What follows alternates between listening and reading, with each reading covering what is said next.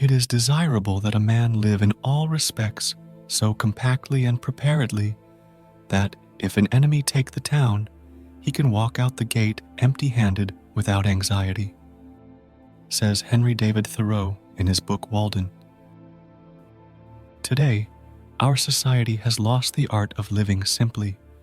We have too many material possessions, too many temptations and desires, too much choice, too much to eat.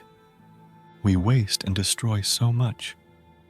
We use throwaway forks and plastic items, and to make them we pollute our water and air, the landscape and nature.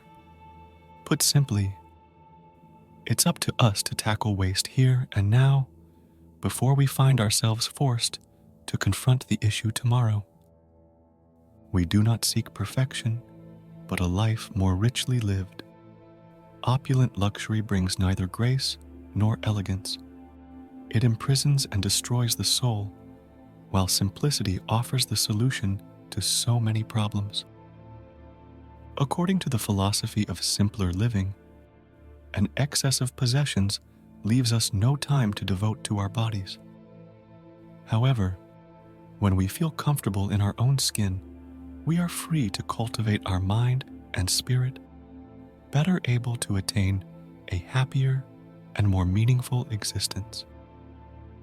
Therefore, simplicity means possessing little, clearing the way for the bare necessities and the quintessence of things, in search for the perfect way of life. And by a gradual process of elimination, I came to understand that the pursuit of simplicity is the right way for us to live both comfortably and at peace with our conscience. Today, many of us only just beginning to realize the dangers of excess and opulence, and those who are seeking the joys and benefits of a simpler, more natural existence, and are looking beyond the endless temptations of consumerism to devise new, meaningful, contemporary lifestyles. This video is for all you. My hope is that this video will help promote a proper understanding of the art of simplicity as a truly fulfilling way of life. For many people, material wealth is an expression of selfhood, proof of their existence. Consciously or otherwise, they associate their identity and self-image with the things they possess. The more they have, the more secure, accomplished, and fulfilled they feel. Everything becomes objectified and aspirational. Material goods, bargains, works of art, acquaintances, and even the ego. People consume, acquire, accumulate, collect. Author Fumio Sasaki says, "We use them because they were there, not because they were essential." According to Fumio Sasaki, making a simpler life means making sometimes difficult choices. Many people end their lives surrounded by literally tons of objects they feel no affection for, and which are of no use, because they have been unable to decide what to do with them, and lacked the courage either to sell them or to give or throw them away. Needless to say, such people remain anchored to the past, to their forebears, their memories, but they ignore the present and cannot envisage the future. Did you know? Throwing things away requires effort. Getting rid of things is not difficult in itself, but judging what is useful and what is not can be. So, letting certain objects go can be extremely difficult, but your satisfaction will be all the greater.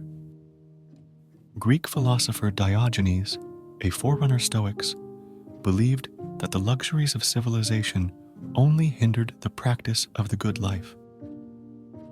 But current society finds it hard to accommodate people who choose to live frugally. Those who propagate over-consuming see them as a threat to the economy and to consumer society. Simpler living people find themselves marginalized as individuals, to be viewed with fear and suspicion. People who, by choice, live modestly, eat sparingly, waste little and never or hardly ever indulge in small talk are generally thought of as mean, hypocritical, and antisocial. But to make that change is to embrace life, says Diogenes, who opted a strict asceticism, eating and wearing only the simplest food and clothes and sleeping on the ground. We must understand we are vessels, not commodities. Ridding ourselves of our possessions can help us become the man or woman we always wanted to be. A man is rich in proportion to the number of things which he can afford to let alone, says Henry David Thoreau.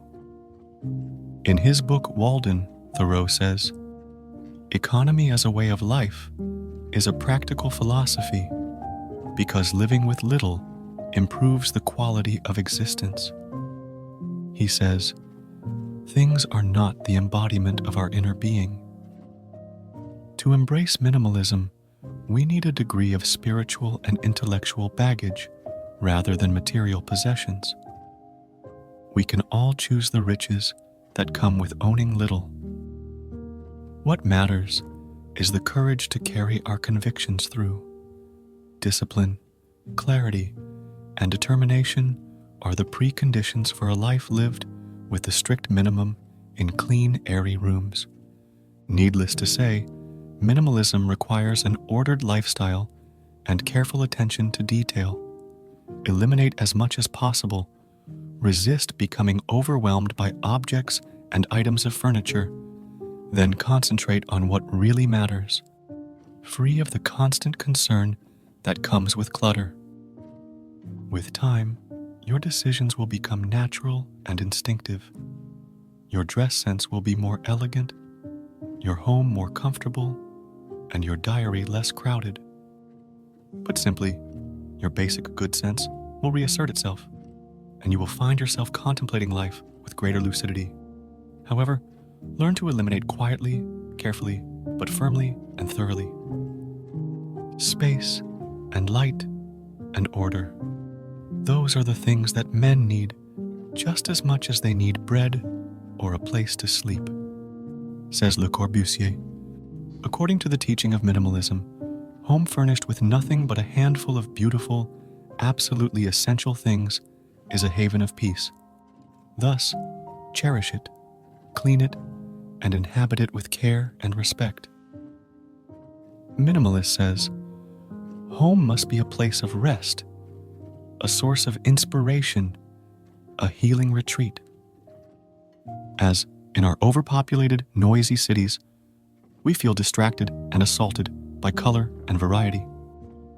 Home must be a place to replenish our energy reserves and find new vitality, harmony, and serenity. Did you know?